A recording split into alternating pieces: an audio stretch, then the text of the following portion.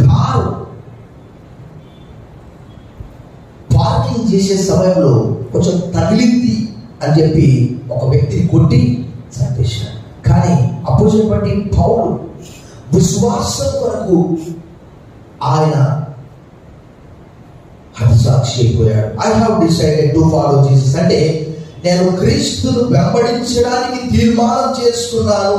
వెనుదిరుగా నా ముందు సిలువ ఉన్నది, నా వెనుక లోకం ఉన్నది.